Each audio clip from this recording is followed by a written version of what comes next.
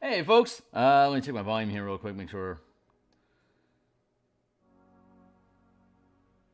I'm coming in the way we're supposed to be. Here we go. Cool. Let's see, I'm doing a mic check. Make sure I'm coming through okay. I'm going to go through my intro and then we'll get to work this morning. So what's up, guys? Hold on here and there we are. Beep, beep, beep, beep, and there we are. All right, cool. Let's see. Checking. I'm going to post across Discords, Twitter, Reddit.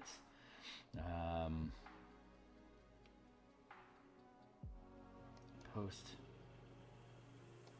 And click. All right, cool. So if folks don't know who I am, my name is Phil Kearney. I create role-playing game supplements. I illustrate them and publish them online. And I've been focusing my attention on Dungeons & Dragons 5th edition for the past 5 years. Currently, actually, there's a slew of links in the description down below that you can see previous works that I've created. They're published on DMsGuild.com. They all have extensive free previews. So if you check out my work, there's probably, like, just in the links we have down below, there's about 150 different illustrations that I've created. And if you search on DMsGuild.com for Phil Kearney as an artist, you'll probably see probably about 100 different books at this point that utilize the stock art that I've created. So thanks a lot to the communities that are in support of the stuff that I do. I'm just going to keep making more of it. so you can tag along with me if you want. Let's see, how do we do that? I just posted on Reddit to the Spelljammer Society. I post a lot of stuff that I do there. On Twitter, if you're still on the Twitter X platform, I'm at Phil Kearney. You can follow me there. And I've just launched a Discord community, so you can check that out if you want to hang out and throw some dice around and doing playtesting for the martial power system coming up next month, and the Eberron adventure design, as well as the color mana spell point variant rules and this Spelljammer supplement. These are all things that are topics of conversation, and anyone is welcome to join in. So like, subscribe, hit the bell icon. Best way to get notifications when I'm live in the future. Thanks so much to the community for continuing growing support. We keep adding on new souls to the battle. So when I say that I create supplements, what do? This book cover I created back around episode 40. So there's a full playlist here. You can go. Oh no, this is actually episode 15. You can go back and check out creating the book cover on episode 15. We're currently on episode 289. What we do is when we have an idea, I DM games from level 1 to 20 in Dungeons & Dragons 5th edition in about 200 to 250 hours. So when I build a campaign, I'm going to end up needing either new tools to express what I want for that campaign, or we discover things along the way that are cool enough to build into new tools. So the Spelljammer Combat and Exploration supplement is both of them. We were already developing vehicle mechanics for Descent into Avernus to have more Mad Max-like games. But then when Spelljammer came out, we realized that the mechanics work for ships in space as well. So shifted gears, did some play testing. It turned out good. So we're building a supplement, and then I'll be once this publishes, I'll be building a campaign for my home table to play Spelljammer and using these mechanics. So as you can see here, we do the play testing. We figure out all the mechanics. We bring in baka. How do you do it? Yeah, we break up the text into bite-sized pieces like this. As you can see, there's all these gaps, and up above and down here, there's like this is how we fill in those spaces with illustrations. So as we finish the document and dive into it, we go through the process of creating illustrations here. And if I can get down to the end of the book where the random system generator is at, I can zoom in and show you how we do that, but I lost my lead here. So where are you at? Here we are. This is the page we're working on today. So random system generator, we take this page, we can then extract it into Photoshop here, and then we can start illustrating on it, and when we're done, we can export it and bring it back into Microsoft Word, fuse it all together into a PDF, and then we can publish it online like the content down below. So that is what we're going to do today. We're going to dive back into this. We've got a few different illustrations that we need to do, like 4. So I suspect this this section of the random system generator is going to be done probably next week. Let's see if I can have the random systems done by the 12th, which would be Friday next week. That would be fantastic. That would leave me the rest of the month to start stitching this thing up, making sure the diagrams are sitting pretty, that the tokens are ready to go. We're going to be shifting gears here pretty soon into into post-production editing. So stay tuned for that stuff, guys, to see you go through the process. And not sure how much longer we're going to be hanging out here in the mornings. We might be. I'm going to grab up some of. That's some good-looking sky for me to milk on here. Redly. Red and green. Red and green makes Christmas. Let's do that. Right now we're just doing a an illustration of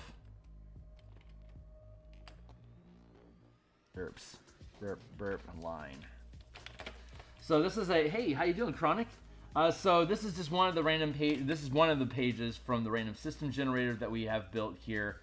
I love building random tables. I like manipulating how dice work. So like we have air quality, we have visibility within atmosphere, world temperature, and then some notes down here about inhospitable worlds and all little icons that line up around the bottom here. So air quality is either fresh, foul, deadly, or there's no atmosphere at all. Visibility, on an air world you roll a d10, on an earth world you roll a d10, on a fire world you roll a d4 plus 1, plus 6, and then on a water world you roll a d8 plus 2. And here's your visibilities. So visibility is unhindered. 5 to 9, its visibility is reduced by a factor of 10, and then visibility is reduced by a factor of 100. So on a water world, you have fire worlds and water worlds are, well, fire world is far more likely because it's going to be a minimum of 6. So on a fire world that's gouting smoke and stuff, you know, volcanic activity and stuff like that, you're guaranteed to have at least partially reduced visibility. Now we have a visibility table up in the exploration chapter that shows how large of an object can you see over distance when atmosphere isn't a concern to block your visibility. When you're in a space like this, nastier atmosphere creates more visibility reduction. So there's that. But you can see, like, we can have a scale of 1 to 10, and then the dice that we roll inside of that space is manipulating what your options are. So the worse the world condition gets, the more likely it is that you're going to have reduced visibility. Like 1 to 4 on a water world, chances are you could end up with a 1 in 3 chance of having you have a 1 in 10 chance. Well, it's 1 in 8 because you're on a D8 here, right? So you're going to push up to a visibility is reduced by a factor of 100. 5 to 9. So it's you've got basically like a 1 or 2 or 1, 2 or 3 on a D8 keeps you in visibility is unhindered. And then 5, 6, 7, 8. 5, 6, 7, 8, 9. Most likely you're going to end up with reduced visibility. But that makes sense because you're in a world full of water. The thickness of the water itself reduces your visibility. Anyway, so that's the idea behind that. So right now we are air quality, and then you can see the air quality changing as well. Air world is most likely going to be good, but it could be icky. But it can't be, an air world it can't be without an atmosphere because it's an air world, right? So it has to have air. Otherwise it wouldn't make sense. So we crafted the table so that it's impossible for an air world to not have an atmosphere. That's you know, regardless of the condition of it, there you go. By default, the quality of air and water for creatures native to the world are considered fresh. So you can have unusual anatomy creatures that can exist or thrive in a deadly environment if they're crafted to do that way. So water world 1 to 10, it doesn't care. Because water world doesn't need air, right? There you go. 1d4 plus 4. It's going to be air, it's going to be foul. But it can't get into no atmosphere because fire needs atmosphere. There you go. That's some of the ideas that go on behind here. So right now we're going to illustrate. Yeah, we're just going to lay down some space here to, pardon the pun, just doing some landscape stuff. We're going to do a firescape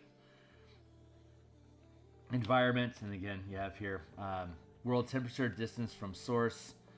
By default, worlds made of fire and magma are unnaturally hot, while worlds made of ice are unnaturally cooled. There's a 75% chance worlds made of fire and magma are inhospitable instead. And then an inhospitable world basically deals magma damage per round or whatever, you know. Hey, wait! Happy New Year! What up, my guy? Happy New Year! Yeah!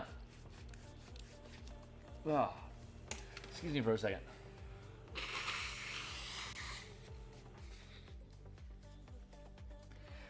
Thanks, Mom. Yeah, all this stuff will be in there too. So you can check out all this stuff in the book publishers. La la la. I'm going to probably end up trying to blend some of this.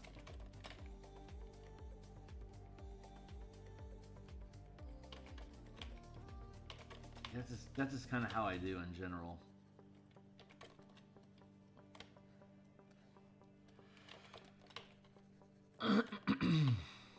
Pretty excited. This book is coming to a close really soon. I'm gonna have a before Spelljammer, before we started working on this, so we were doing Eberron cartography in the morning, 5 days a week, and then Spelljammer caught fire, and I shifted gears to work on this in the mornings instead.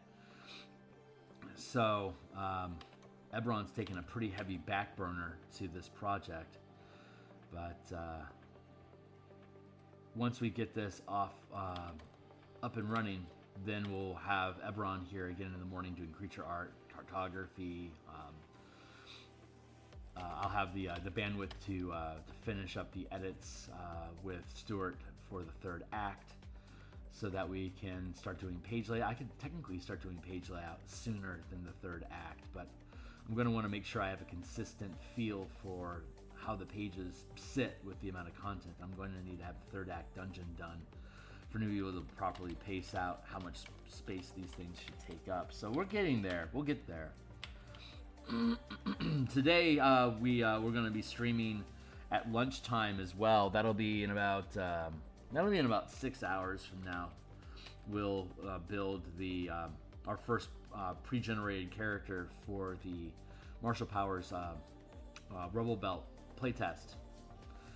So we'll start with a Dimir rogue using blue-black magic, and we will build that dude out, and then so every time we come back, Mondays, Tuesdays, and Fridays is typically when I do Martial Powers. So we'll build the core idea behind the character. I might not flesh out all the specific bits, but we'll build the core of it: the class, the subclass, the background, and the powers that you would choose inside of that mix. And then, since we're starting with third level characters, it's racial background and some incidental bits, and then we'll have minimal equipment, because it's a survival game. Excuse me. So we want to minimize survival resources available to the team, so they have to go out into the environment and gather said material from the hostile environment around them, so they're motivated to dive into adventure and hunt and blah blah blah. So that'll be fun.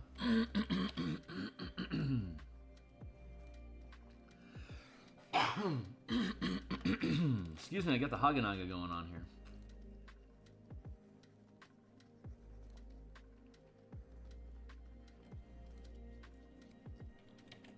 Yeah, I know, I've got a green background.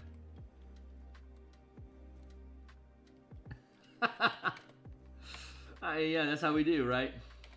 That's how we do.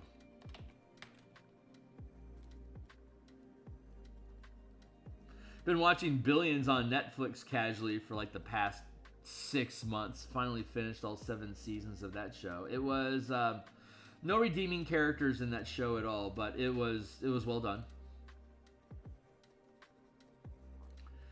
They can all get screwed over, and I'm happy about that.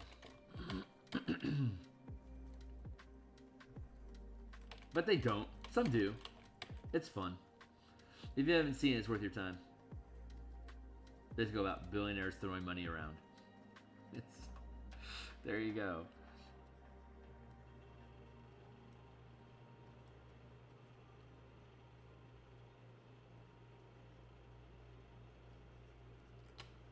Let's clean up that line. Yeah, there we go. That feels good.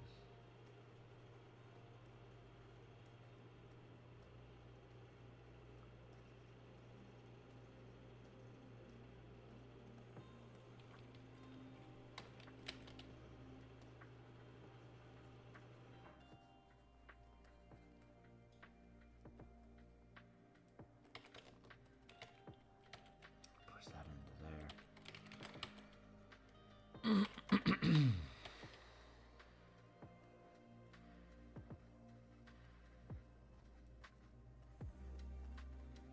Trying to create a natural fade into the page given the shape of the text that's here. I could...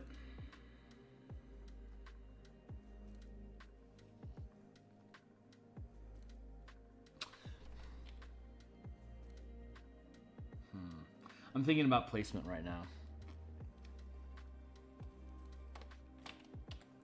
Because I can fuck around with this stuff as I want.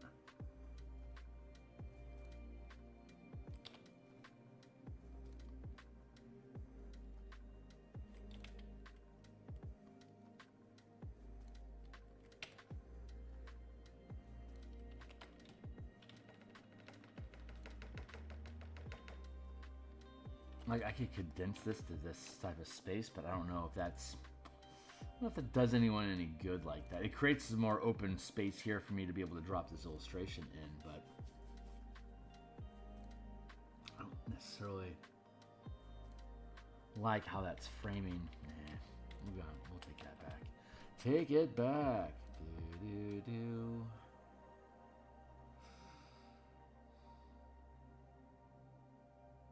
Contemplating. Fuck it. Let's just stay inside the rules that we have. Not try to manipulate it. Just play it out. Play it out like it is. Let's see what happens.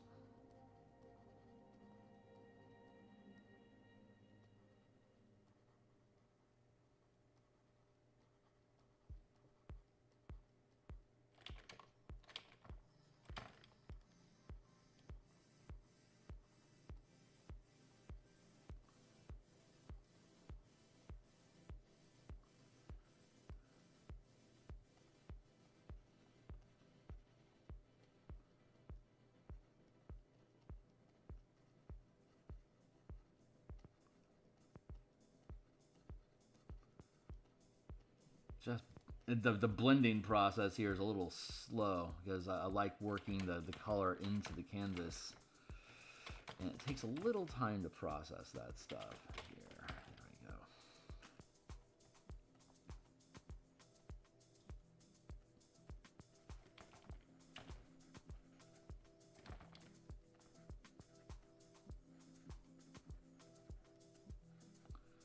Do like that. Now we can drop down here.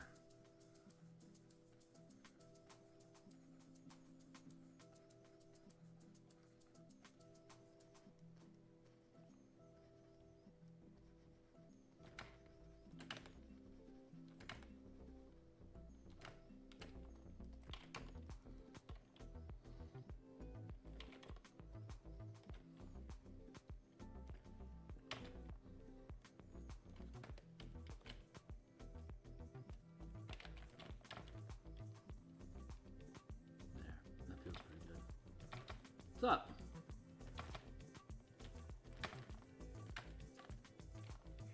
Merge down.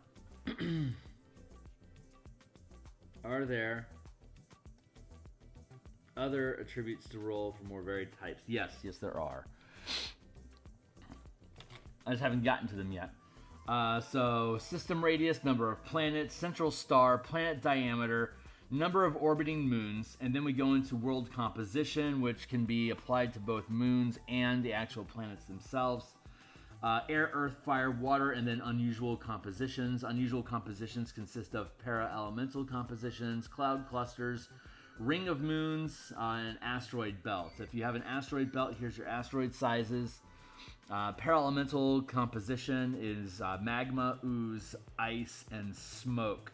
And depending on what element, para-element you end up with, is determining the air quality and visibility of each, which is what we're working currently on this page, the air quality and visibility. I just chose this one because it's a small illustration. It's a good way to wet our palette.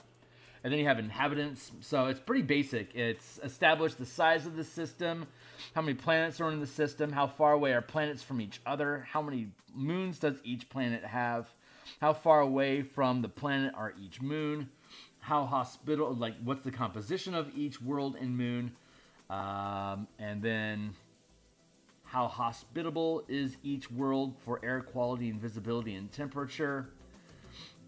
And then once we establish all that stuff, what kind of creatures, if any, exist on that planet to interact with your team. So it's brief, but it's the full, it's everything that you need to basically build something using the mechanics that we have of scaling distance and basically square movement through a wild space system over time.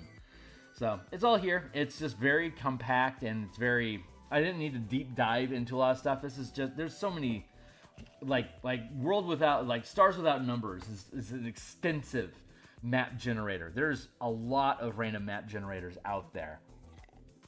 I needed to build this base chassis so that we'd have consistent physics language, like mechanics, like the visibility tables that we have. That's an important factor. We needed to curve into that. Spelljammer's Adventures in Space Wizards goes having fresh, foul, and deadly air versus no air. So we need to incorporate environments that use that language. So there's a shitload of description stuff from third parties that already exist out there, but we needed to build something, again, specifically that's using the language of Spelljammer to express Spelljammer stuff. And so that's why the, how to put it, that's why it's useful for when a publisher creates a project like this, that they're providing all the tools that you actually need to build the things that you want inside of your game, using the language that you yourself establish. Like Wizards doesn't have wild system generators, even though they've established these protocols about air quality, for instance. That's not something you're going to likely easily find in a random third. Like, I don't think Stars Without Numbers uses that same nomenclature to express how well you can breathe. Like that is, as I understand it, a very uniquely Spelljammer condition to take into consideration when you're running a game, and so it's important to have that sort of stuff integrated into your content, which is some of the value that this project brings, is like taking all that stuff and like, here's all the things. Here's all the bits and things that jumped out as not being present that you're probably going to want if you're playing Spelljammer and creating random systems and stuff. So, anyway, there you go. My philosophy, anyway. I'll end up making a little 5-minute short out of this. Different shorts I have coming up. They're not actually shorts, because that's like a technical term on YouTube. Little vignette videos I've got planned between now and the end of the month when we publish will be just a brief look at wild system generators here, like what we're literally doing right now. So we won't do that probably until we finish all the art on these pages. So that'll probably be in about 2 weeks ish, and we're gonna do we'll have wild system generator, reload action economy for siege weapons and squadrons. We have everything that we need for those now, as well as character roles, ship roles and action economy on your Spelljammer ship. Those are the 3 things I know that we're going to be doing. And so that'll be this upcoming weekend, the following weekend, and then like the 20th. So we'll do reloads at 5. We'll do action economy at 12. no, Sundays. Here, we'll do reload scores at 7. We'll do character rolls on 14, wild system generator on 21, and Light of Zaraxis look at on 28. And then, God's willing, we'll be able to publish like on the 31st or the 1st, somewhere around in this zone. So we'll see if we get everything parsed out. If we end up fudging into February, I'm not going to cry, but that's the only reason we miss is because I've decided to be overly meticulous, and or I run into a hiccup about something I needed to have resolved. So if those are the case, then so be it. But shooting for January 31st without rushing or breaking anything.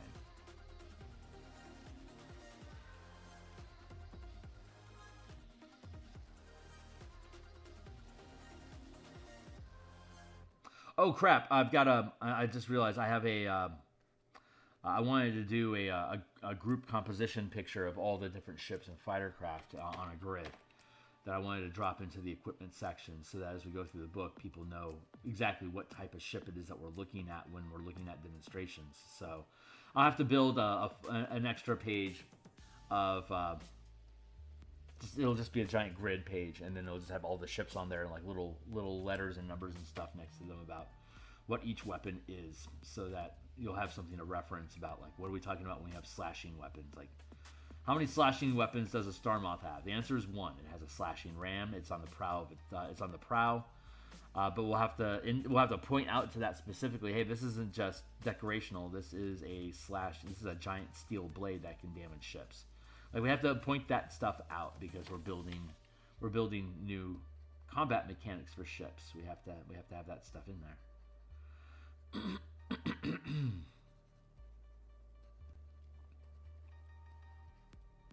think I'm good with the atmosphere here now.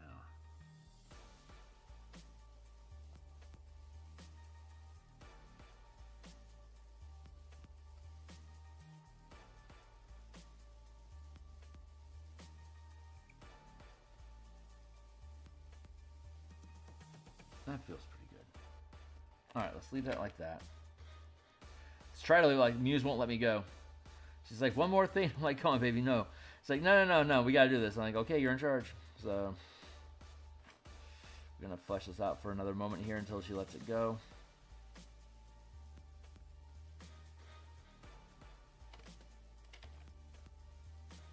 Well, she's right. I can't have stars at that elevation because we're inside atmosphere. You're so right, girl.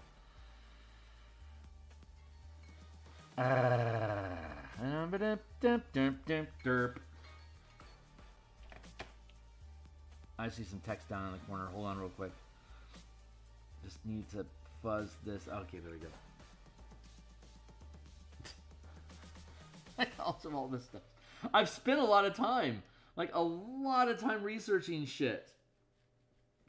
It's I've been playing Spelljammer since '89, so it's just 5e exists now, so there's new ways of doing it. So let's do it. The way that I used to do it was just basically skill checks. You had a pilot score, and there was in Dungeons and Dragons. I don't remember, Bill's mom, if you're a D&D enthusiast or not. I'm still getting used to being around, so I don't remember all of your experience and preferences yet. But when I was running Spelljammer in Cypher System, I would, every time the ship would take a hit, it would increase the pilot check. You'd have to roll a higher result on the D20 skill check to keep your ship afloat. Every time you took damage, it became more and more difficult to keep your ship flying. And when you eventually rolled below a 0, the ship would crash, and you had to spend time repairing it. So it was a very rudimentary mechanics. Ironically, Wizards had introduced the alternate exhaustion mechanics, which was the more exhausted you get, the larger penalty you had stacked on anything you did with a D20. -1, -2, -3, and before you know it, you start failing constantly because you're just so exhausted that you just fuck shit up. You can't get anything done anymore. You have to go to sleep. That's essentially how I ran Spelljammer forever. I didn't take all this because it was Cypher, and Cypher was a much looser system, and 3E had some similar rudimentary mechanics. Basically, just skill checks is how I always did it. But 5E took a different direction, and my game design chops have increased considerably over the past 5 years, and I haven't really been spending a lot of time on Spelljammer lately because of other projects. So when I come back around to it, it's like there's all these different ways I can play with the ideas inside of here, so we create a book out of it, right?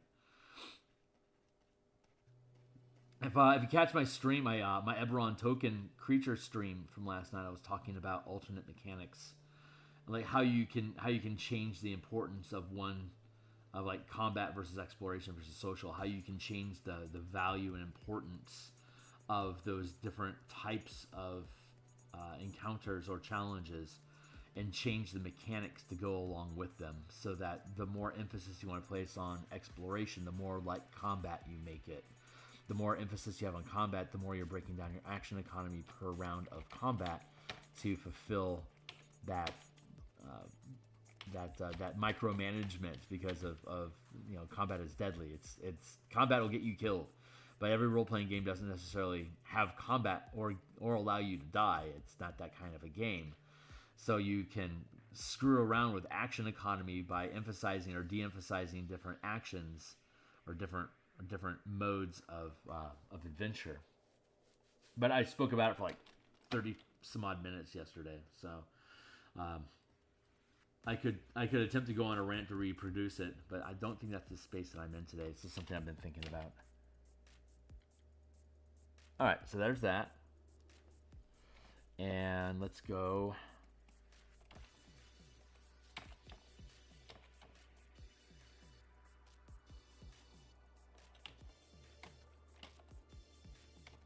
Grab up some red.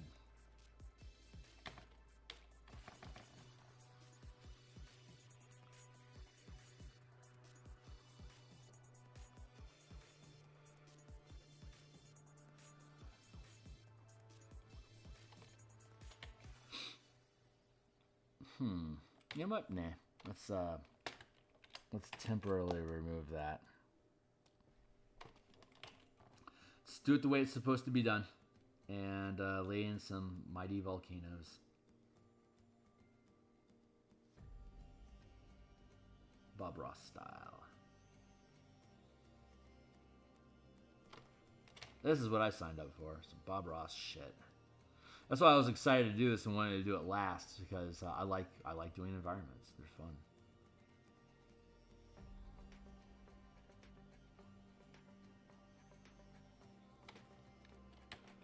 I want to... Yeah, we'll figure out those edges later. Sure. That deeply explore chemistry in D&D. I love integrating real-life science and looking for something that integrates chemistry and spellcasting. I want to say I saw something on Reddit recently. I think it was in Unearthed Arcana subreddit, dealing with chemicals, different chemical effects. It seemed to be chemistry focused. I don't recall the specifics of it. Nor can I vouch for its quality, but I just seem to recall somebody doing something involving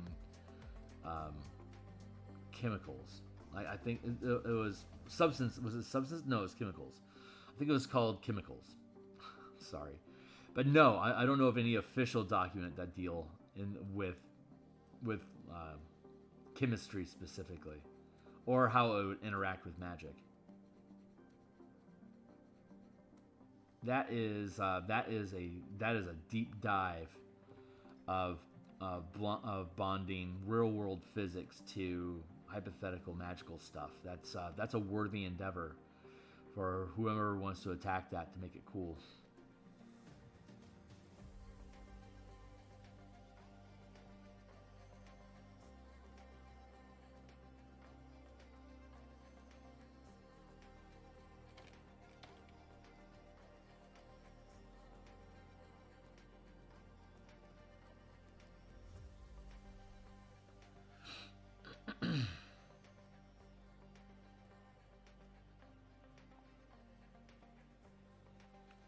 It'll be nice getting back to Eberron in the mornings. I enjoyed that time.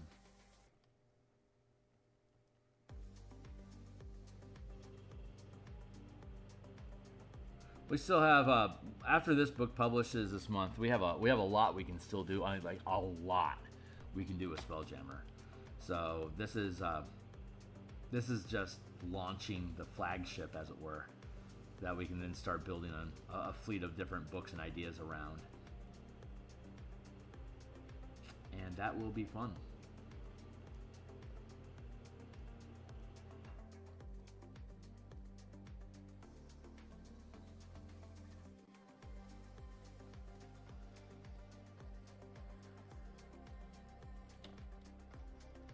Yeah, that is cool.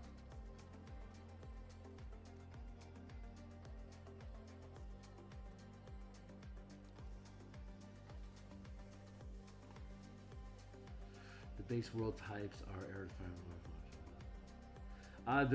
There is crystal and minerals were quasi-elemental planes. The quasi's gotten to like steam, radiance, gloom. Like these were like quasi-elements that are more kind of like almost feel existential. But crystal and mineral were included among those quasis. As like quasi is like a how to put it, like paralemental is blending of core elements, while quasi elements are like a purification of those elements. Like if you make fire, like if you rarefy fire to the point where it becomes plasma, it eventually fades into the quasi element of radiance, which is on its way to the plane of, like, there's positive energy, there's negative energy, and then there's the four elements that are in between those two points of light and dark. And then as you move towards or away from, like Earth can erode into ash. No, that's like there's magma and there's ash. Those are the two different sides of Earth and fire. Hold on. Yeah, ash is where fire ends up going into the negative, and radiance is where fire goes into the positive. So you have baseline neutral, which is the elements and the para-elements, and then there's a refinement towards radiant energy that becomes quasi-elements, and then there's a refinement towards entropy, which are also defined as quasi-elements. So there's an array of 4 base, 4 quasi, 4 para-elementals, and then 4 quasi-elementals, and then the positive and negative plane that are the anchors for those quasi-elements. Sorry, words. So there ends up being 12 planes. No, there's 4 base. There's the 2 energies. That's 6. 4 quasis. That's 10. And then 4 para and 4 quasi each. So that ends up being 8 and 6. That's 14. So there's 14 different quote unquote elemental planes in total. If you're using planes like 2nd edition Planescape philosophy.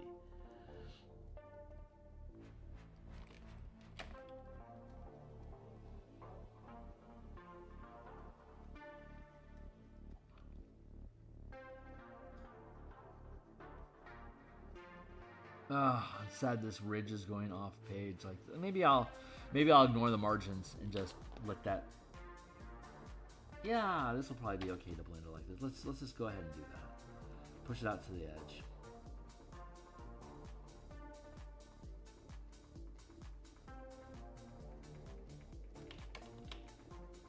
That'll be fine.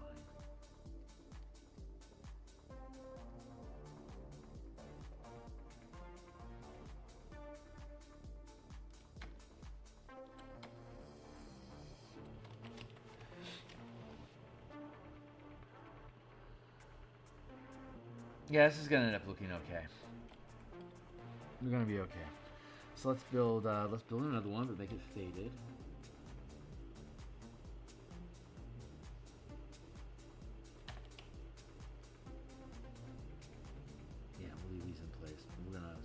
opacities down, and we're going to drop their opacity so they become further background environment type stuff.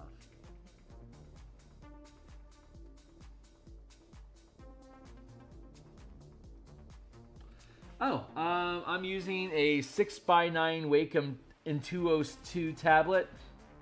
Very basic model. I think it's $300 at Best Buy. There's 4 of them on the rack next door. So if mine breaks, I can just walk over and buy a new one. I use the Art Pen TM. It's a modified brush. If you have a Cintiq tablet, which are the draw on the draw on monitors, like where you're literally drawing directly onto the monitor, they all come with this Art Pen, but the basic Intuos don't. The Art Pen allows me to you've seen it before, where I'll have a unique brush shape like this, right? And I can rotate it on the fly to be able to get this. This is what the Art Pen does. It has a normal pen has 2 transponders, one at the top and one at the bottom, so that when it touches the Wacom tablet, it causes the energy to transfer, the electrical charge to transfer, and it reads with a radar. Basically, it emits a radar signal that detects the difference between the tip here and the tip here. So as you rotate it, it recognizes that there's an angle change to your brush. So if you have a shape of a brush, you can actually change the brush shape that way. But the Art Pen has a 3rd point. There's 2 points at the base and there's 1 at the top.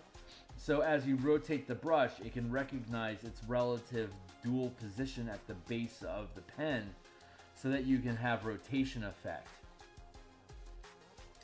So that's how it does this. It's reading both of the signals, the transponders that remain parallel to each other. So it's a more expensive pen because we're adding additional radio transponders into it. I think it's worth it. I wouldn't be able to do the work that I do if I didn't have that. So I was begrudging the idea of having to use a Cintiq screen because I can't fucking see. It's really difficult for me to use those draw-on tablets because I have to be like this. I have to go back to when I used a sketchbook, like back in the day when I used paper and pencil in a sketchbook. I literally have to be like this. Like I had to draw with the pen along the side of my face because this is as close as I actually need to get to be able to illustrate well. So I have a 30-inch monitor here now. Once I was able to go digital, I never went back because of the weird visual limitations that I have. I can begrudgingly use pencil and paper, but it's not optimal for me anymore. 15 years ago, I could take it or leave it, whatever, but I'm 50, I'm old. So I want to make sure that I'm making good use of what time I have left on this planet to make things. So I'm going to use more efficient tools. Yeah, sorry, minor diatribe there. I don't know, I'm not digging that wedge shape right now. I'm just going to rock with the smudge tool and the round brush.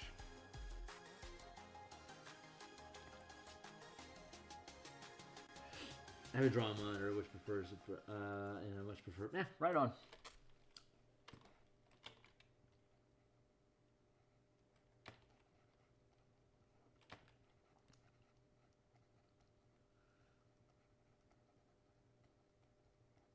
Let's do that.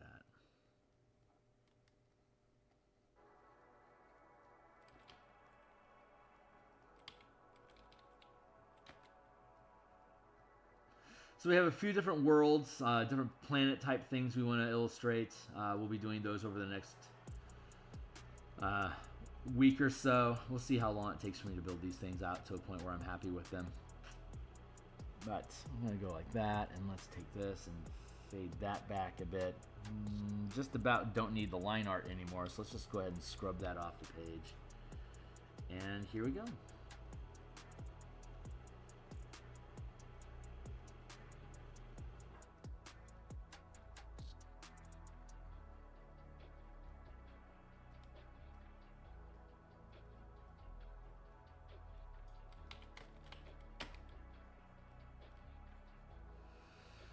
fill out this little basin here, fill it in with a little lava lake. That feels right. Just making a fire world.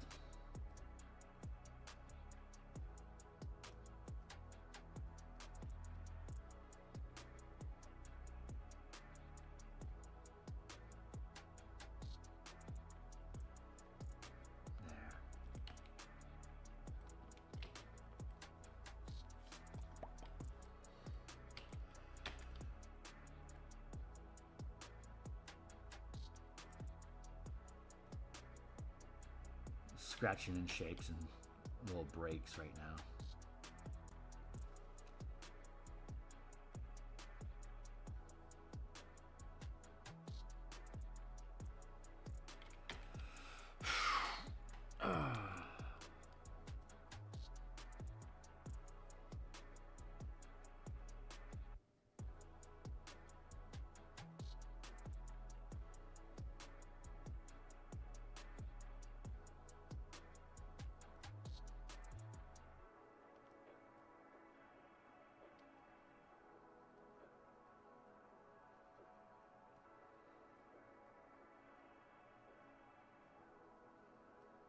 Fade that in a bit to pull it offline.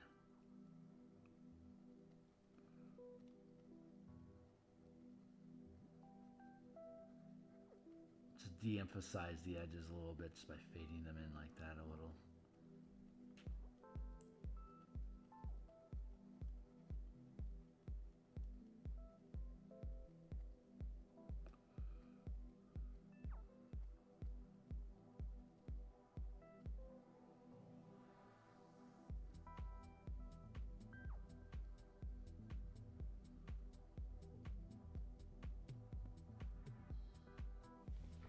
I don't have to do a lot with these environments. I just get to spend a little time on them, just make them look nice. I'll probably have this one done tomorrow.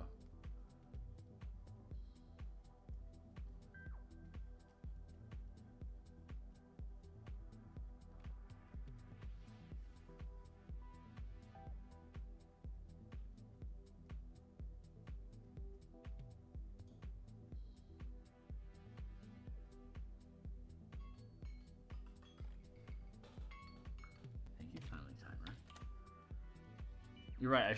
I should drink some coffee. Absolutely right.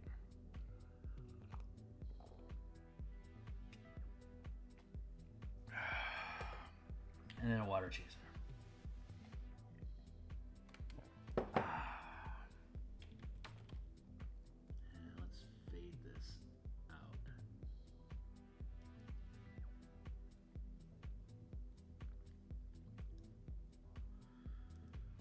So it's not a big thing.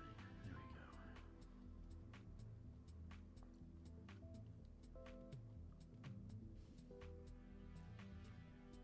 go. Hydration. You're right. I need a little bit more. The rule is supposed to be for coffee hydration, for every cup of coffee, 2 cups of water. That disperses the grit of whatever the coffee is.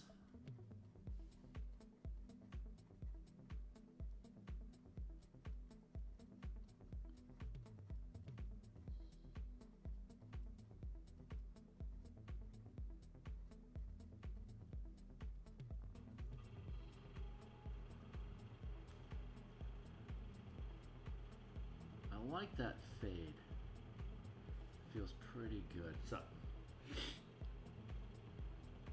thanks a lot, Thomas. Thank you. Wow.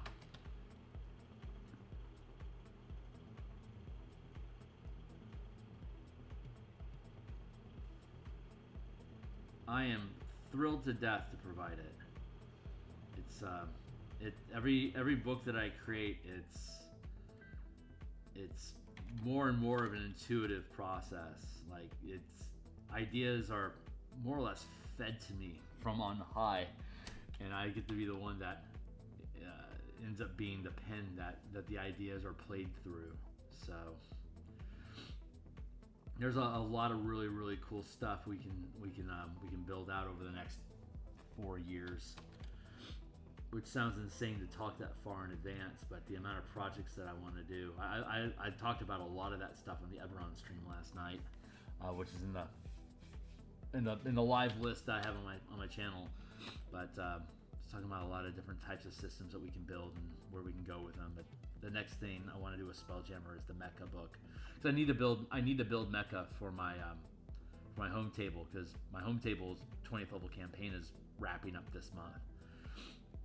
So perfect timing. They want to do Spelljammer, and so I want to do a Gundam space opera type campaign for the Eberron setting.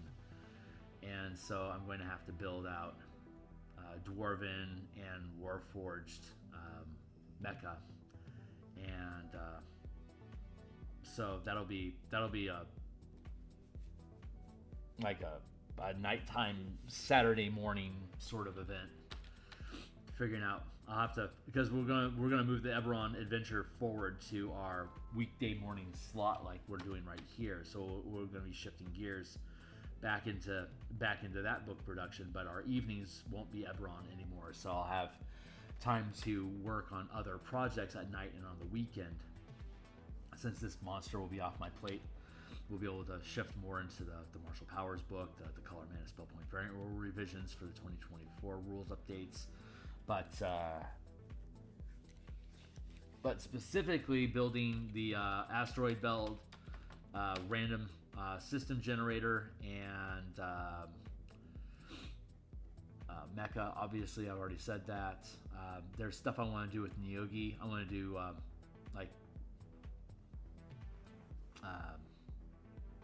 how to say. I want to expand out different encounters involving Theurgy and Illithid and Beholders.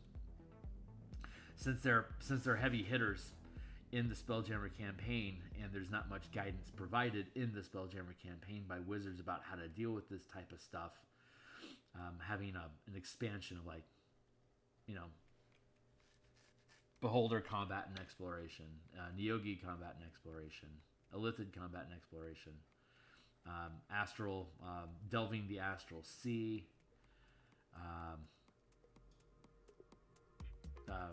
gate towns in Planescape acting as ports of call for Spelljammer is also super fucking cool.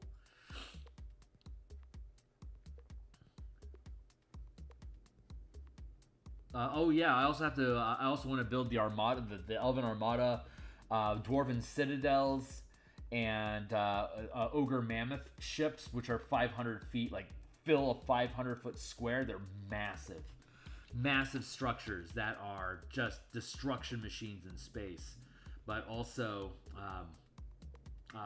are basically flying fortresses. So those aren't present in 5e yet. So I think I'm uniquely equipped to provide those.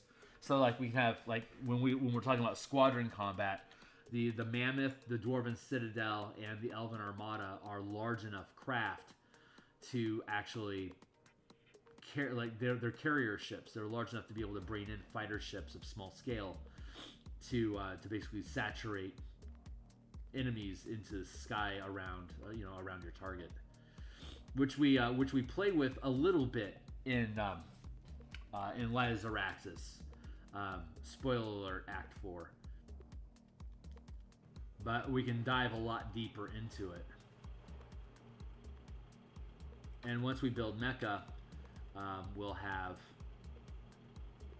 the rudimentary mechanics that we need for building platoons, like normal human-sized platoons for mass combat systems.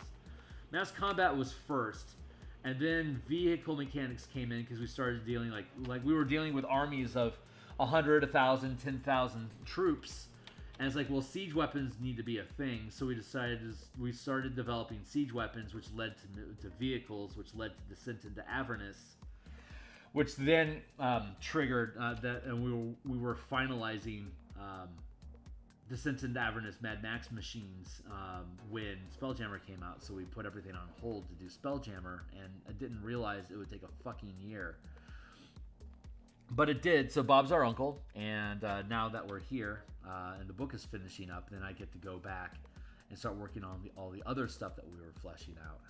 but now we have more language. But the goal was we had the mass combat where you're dealing with hundreds of troops within an area, and then we convert it to, well, now it's just one vehicle that occupies that same space, but the mechanics are basically the same. You just break down the dice differently depending on how many people you have there, and the commander keeping individual troops alive has a different focus and emphasis than keeping your ship and your siege weapons alive. But the mechanics are basically the same that we look at in the combat chapter.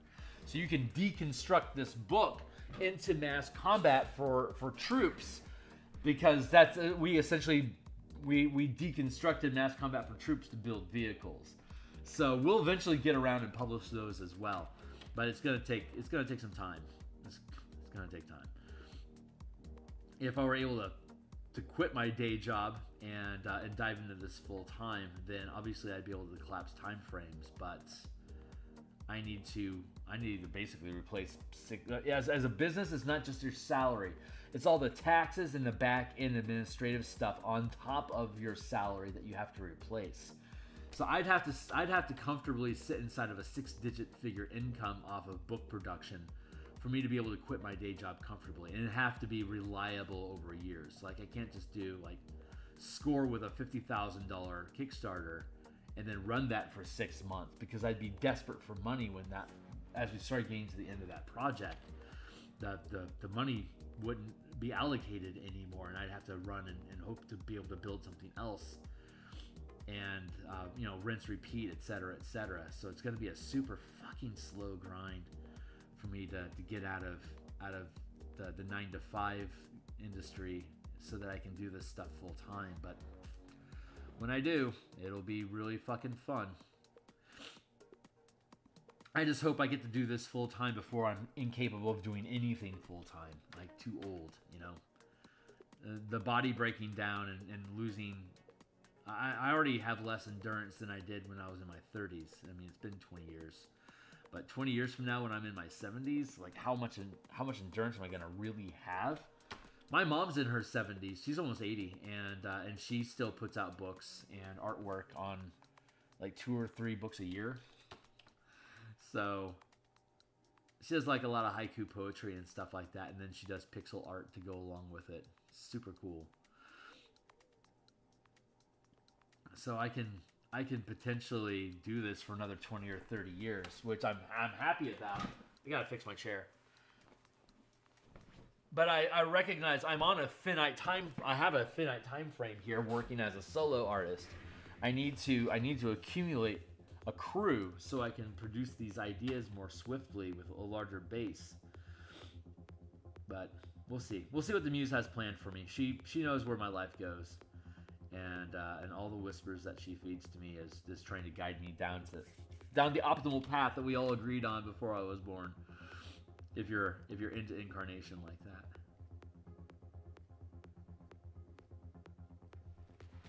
Otherwise, you can just call it destiny. Whatever. That feels good. That feels good. I think I need some more. Let's just go blackishness.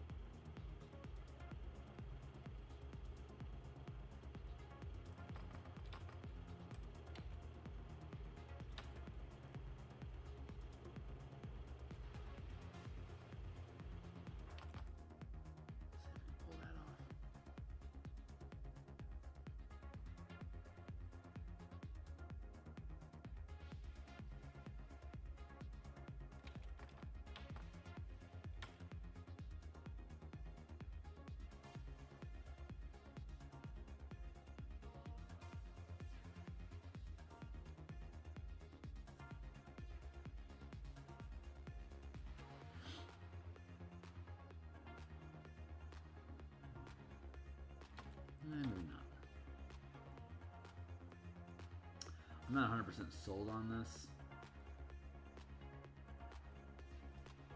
But there's a vacant space here. It's like there's enough contrast and interest going on over here that I don't have to worry about that so much.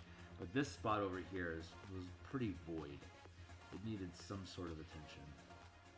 I don't know if this suit cloud is it or not, but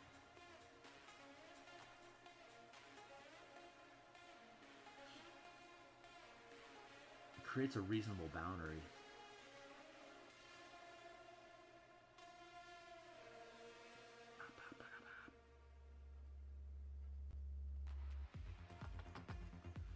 Size of the brush, I'll smudge it in a little bit easier. The further away we move from the source, the more diffused it becomes, so we can fade in harder. Larger brush, softer touch, just let it melt in.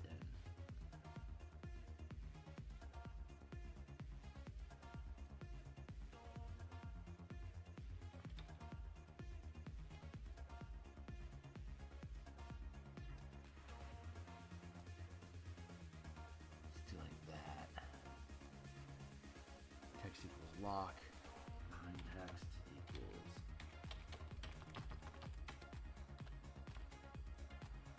this. And block that in.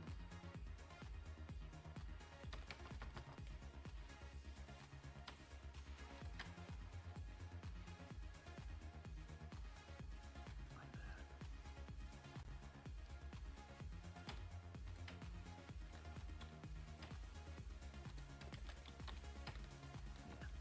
That feels better. Let's block that in. We'll smudge this in here to get this light angle going on, which I like.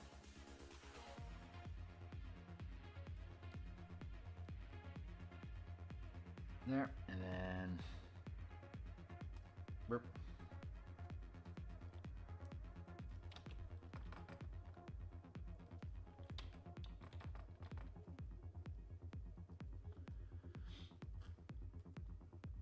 And now this meshes in much more cleanly.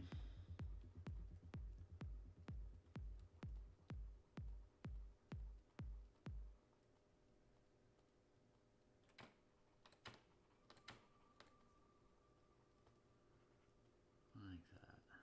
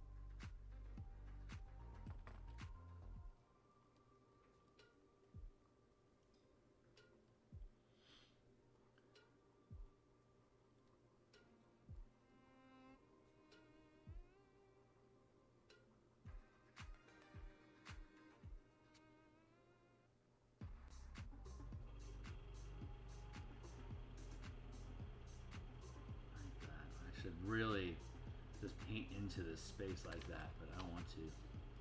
For whatever reason, I'm trying to avoid doing that. I don't know why. What's up?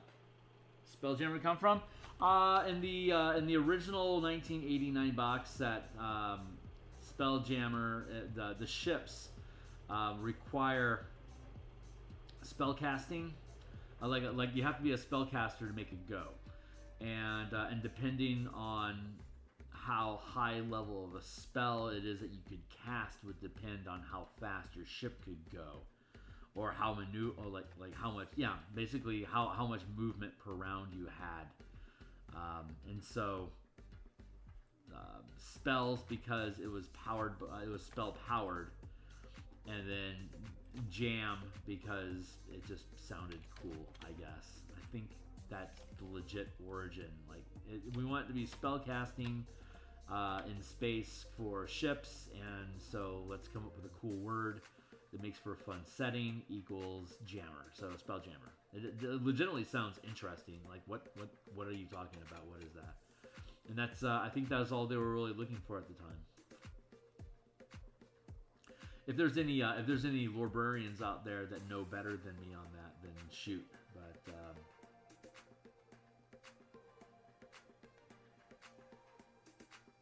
that's the best I can do.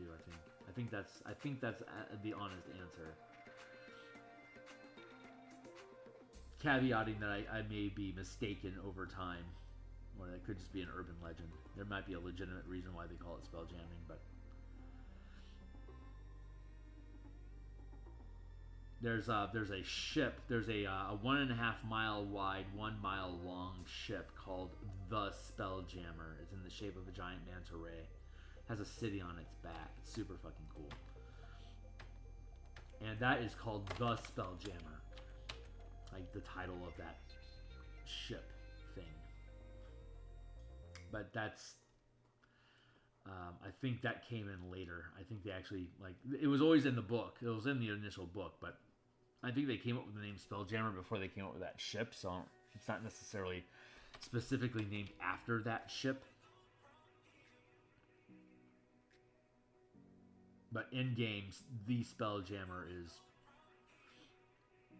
is a world, you know, it's a 1 mile ship, so it's it'll show up. It randomly shows up in systems. It's on its own migration path of wherever, whenever. Kind of like Stargate Universe, how it had this like amazing city ship that was flying through hyperspace, and it would show up at different planets for a certain amount of time. It's exactly what Spelljammer did. The actual Spelljammer ship campaign, where you take the Spelljammer ship as a box set. And it was framed as either you're attempting to board and take over the ship, or you're already aboard the ship itself, and it's going to it'll hop like D4 days from now. It's going to jump out of this system and go someplace different. So as an episodic adventure campaign, you could be aboard the craft, and then every session it's been a couple days, so you're going to jump again to another location, and you can have an episodic type adventure where you deal with whatever it is that you deal with in that system for however long you can be there. And it's like, time for the ship to go. Do we want to stay stranded here and lose the ship, or do we want to get back get back aboard the carrier ship and have it disappear and us go with it to wherever the next adventure is? And there's multiple factions that exist and fight each other aboard the ship, attempting to learn how to take control of it, while fighting each other and preventing others from learning more about how to take over the ship. So there was this rivalry amongst different factions, and there was plenty of space aboard the ship to accommodate that and have space to get distance from each other. So you didn't have to have constant war, but it could happen any given time. So it was a pretty dynamic space, pardon the pun. It was a fun mental exercise about how that ship operates, but for most people it wasn't actually practical at all. Like it had no real impact on their game. You either use it or you don't, you know. And if you don't, you cut off all those options. So, blah. Hold on, I need to continue fleshing this out.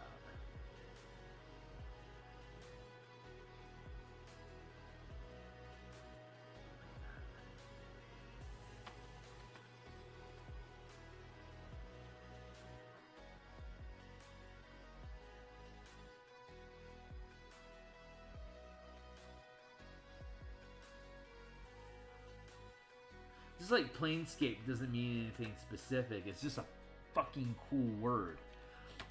Planescape is a much cooler word than Spelljammer is, but Spelljammer is pretty distinct. So it works. As far as branding is concerned, Spelljammer is very effective.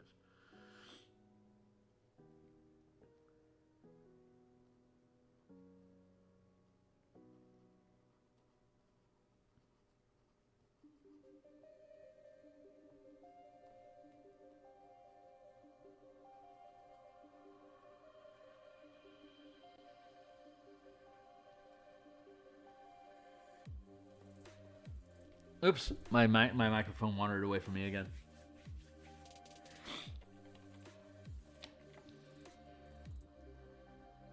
Yeah, if you haven't seen Stargate Universe, that's a cool that's a cool show. It did not last nearly long enough. I think it got canceled after, I want to say after the second season. It's been a while since I've seen it. I need to go back. But yeah, it's watching that show was very reminiscent to the Spelljammer campaigns. Very, very cool.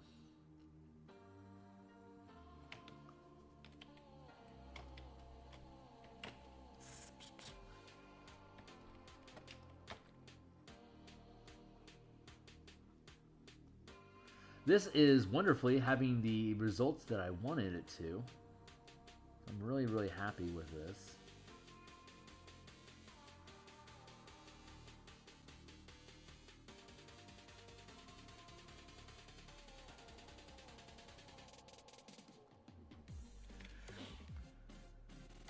I could theoretically bleed up into this area here, but I don't want to oversaturate an area. I also like keeping the text largely separated from the illustration like that. Like, I like blocking it off like this. I don't think I violate, I mean, if I break that rule somewhere along the line inside this book, I don't mind the exception because it helps break tempo. Breaking tempo with blocks of text and lots of information dump, like, this is a textbook. This is basically a learning manual on how to conduct space campaigns in D&D. So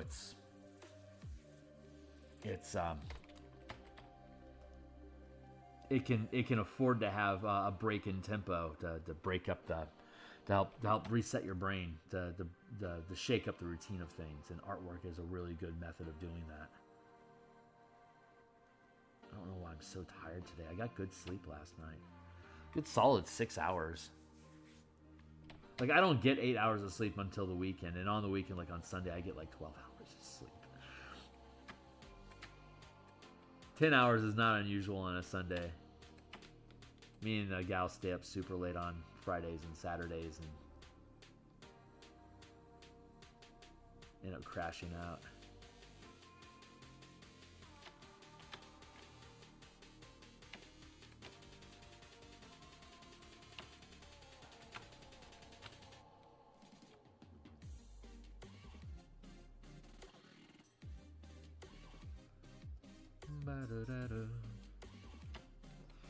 Is that how I want to do it?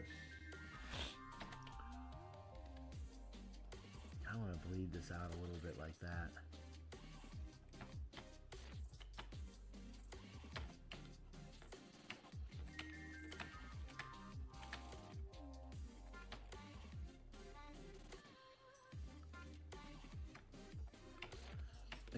I gotta make sure this fades into the environment that it's.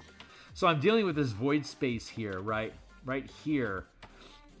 I need to craft this so that this smoke that's emanating from this volcano back here is bleeding out properly, like, so it's doing atmosphere right, but the composition is respecting this blank space that we're bleeding up into this area here. So I'm ultimately going to have to merge these two down and then fade over them.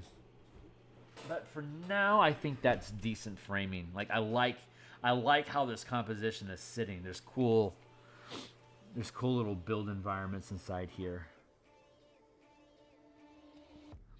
Donk, donk, donk, donk, donk, donk.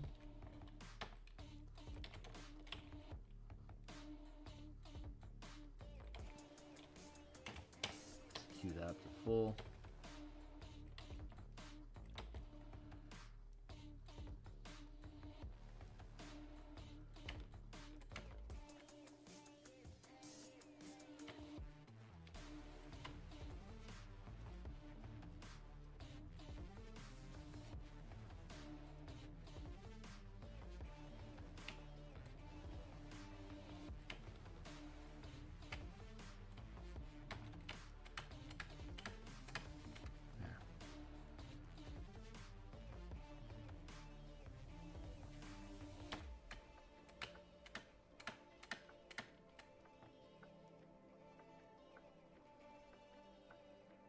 Oh, I'm just going to have to put a shell around this.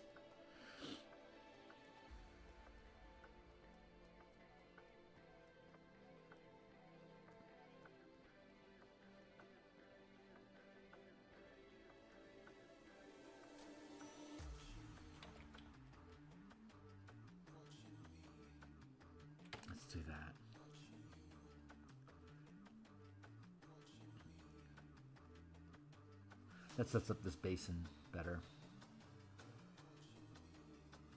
Having some folded topography here, this hill going on. Right now we have no frame of reference as to how large these objects are, these land masses.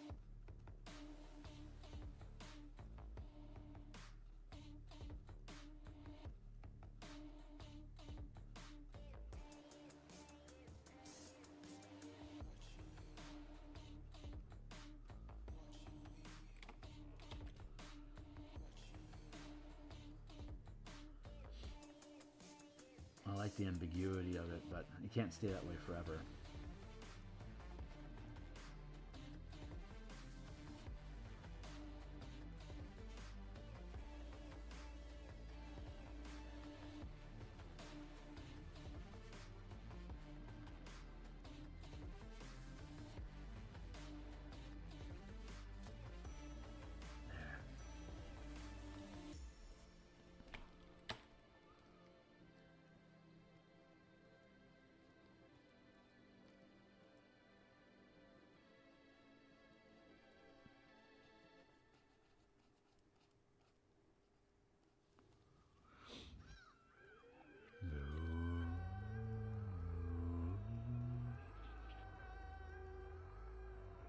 I gotta keep this edge for the piece behind it.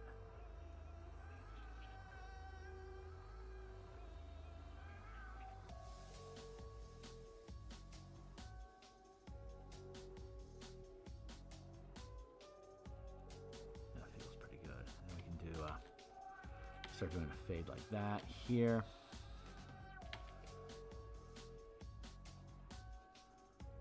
Start working this into the canvas over here.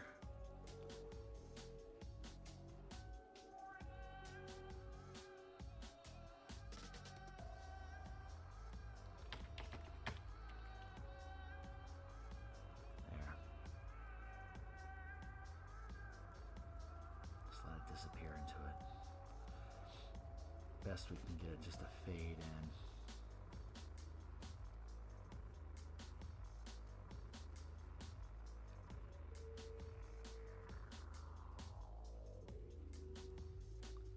There.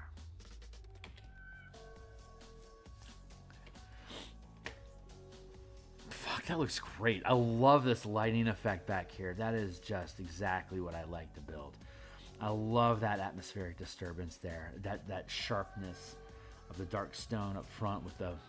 God, that just feels right. I love that. So, we're doing pretty good here. So we can get rid of that. We don't need the line art anymore, so we can just chuck that into the waste can. Wherever my waste can is. Do I have a waste can yet? Nope. Trash. That's not how you spell trash, Kearney. There.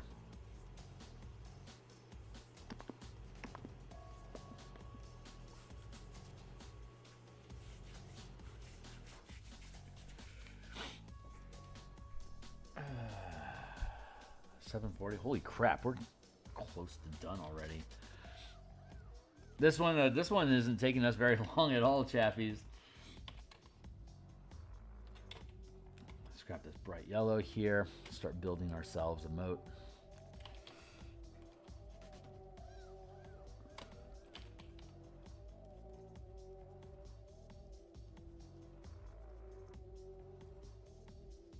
Little lava lake. We can build little rivulets that pour into it. It'll be fun.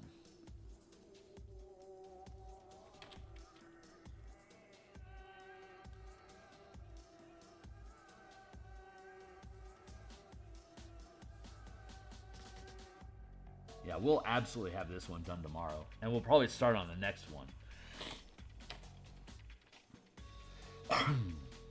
Don't think, yeah, we might be done. Jesus, we might be done with this as soon as Tuesday. Fuck.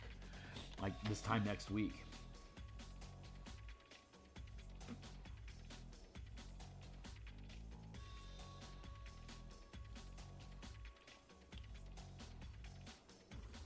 I still have 14 pages to finish layouts and redesign for. I'm not happy with how Lyzaraxis is sitting on the pages at all. It's very haphazard. It's not well organized, but over the past week, I've been able to build a format to organize that information. And in the evenings when I'm off screen, I am slamming at those documents as fast and as hard as I can to try to get them done, so that we can, because I have a lot of token placement and map placement that I need to resolve for those Xeraxis conversion projects. So I think I don't like doing text revisions. Layout on stream is okay. Text revision becomes difficult to maintain interest in, honestly. But I might be getting to the point here by next week that is what I'm going to, like, that'll be the only thing left in the book. That's what I have to do. So we'll see. I got some little inlets going on here. I like that. So we'll see. We'll see towards the end of the month if I'm going to be rocking Spelljammer in the morning every morning until the thing publishes, or if I'm going to be getting down so much to the nitty gritty that I'm just doing like I'm just doing edit stuff, like page like text pushing and micro edits and like little revision stuff that isn't really like creative design work. It's like really, I don't know, it's boring. It's the work end of these projects that don't pull a lot of interest from people. Oop, there we go. This is what I want down here.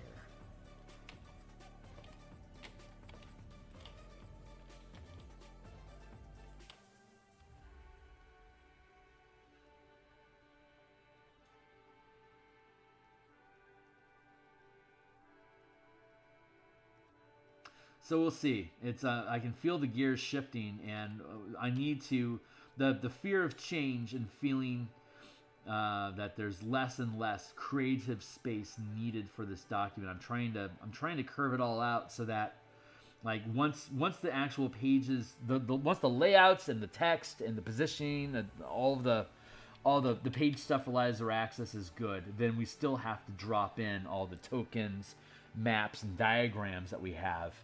But once those spaces are established on the page, then going in and adding those tokens and stuff to that environment is something I can do on screen. That will be interesting enough to actually do. So I'm starting to hit this hiccup speed bump of, like, this stuff is going to be done potentially before I'm ready to stream the last bits of Xeraxis on camera here. So I'm hoping that time crunch necessity is going to help expedite the production and inspiration to complete those last 14 pages. But I'm not guaranteed that's going to curve out. So there's this mild nervous energy that I have of not knowing how things are going to work out. Okay, but that should ultimately be fine. Let's push this up some.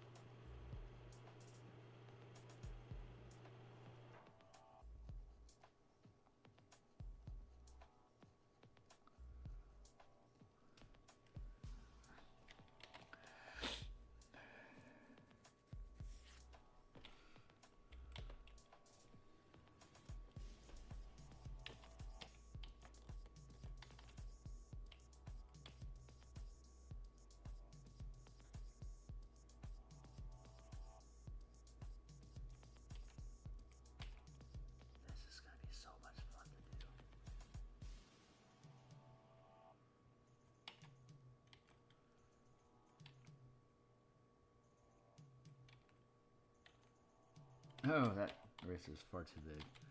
Let's do that.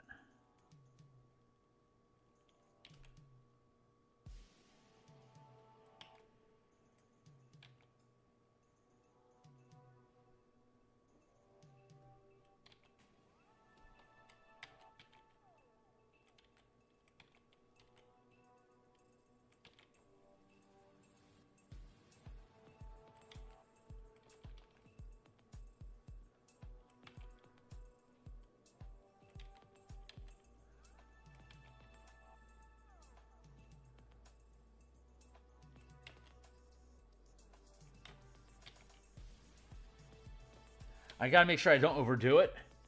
That is a massive risk. Like, I'm overdoing it over here.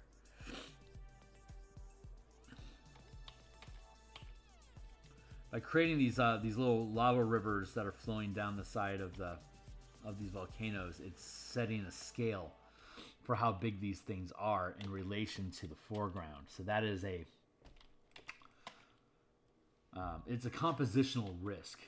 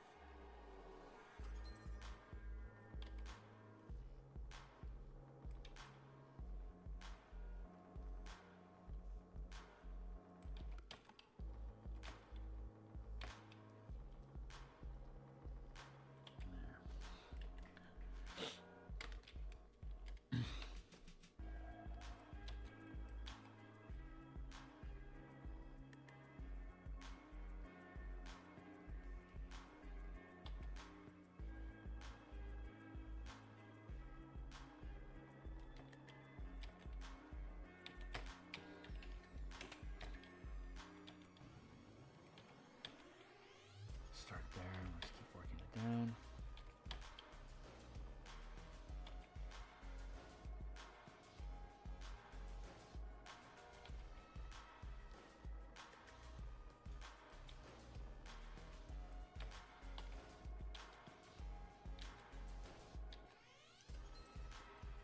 You want to have environmental breaks so you can use the closer land masses to conceal the true distances of objects in the space. 750. Ooh, shit. All right, so looks like we're gonna have this one. This thing is like really close to done. That didn't take too much. So when we come back tomorrow, we are going to finish this piece and move on to the next one. It looks like we have 1, 2, 3, 4, like 4 illustrations that we need to do in this section.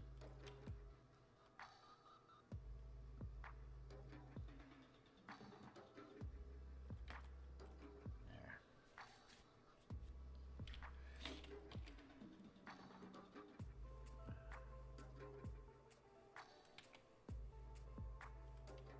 No, I want to leave that down so I can let that fade out, but this is looking pretty cool.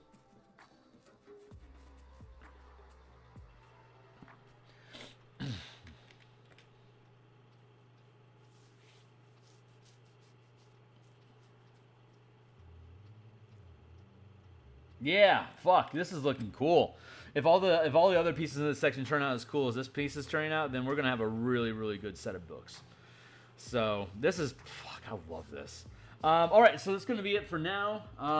It is almost 8 o'clock now, so I should be back in about, I want to say in about 4.5 hours. I'm shooting for 12:30 till 2 for martial powers today. We're going to build a sample character, a Demir rogue, 3rd level, using the martial power system. I'm not sure what subclass we're going to go with, but we'll figure it out. So that's what we're going to do in about 4.5 hours, and then I'll be off stream for the rest of the night.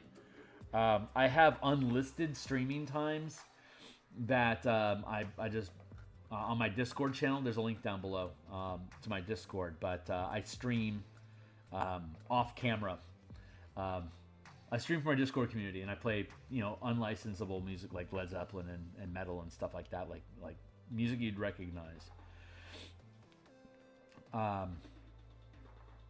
And just make it like really casual, like no specific agenda, just generating stuff. So if you folks are just more, if you guys are interested in just kicking with me when I'm just doing casual illustrations and stuff off official YouTube stuff, just a more open mic, like verbal conversation access, like to have an actual conversation, just me talking at you. That's inside my Discord channel. So if you guys are interested in that, when I am live inside Discord, you are welcome to jump on board and just talk with me if you want. But this is it for now. So goddamn, I just like the composition of this. It feels good. So I will see you guys hopefully in a few, like in 4.5 hours. And otherwise, I'll see you guys tomorrow morning to finish this and then start the next one. See you soon. Laters.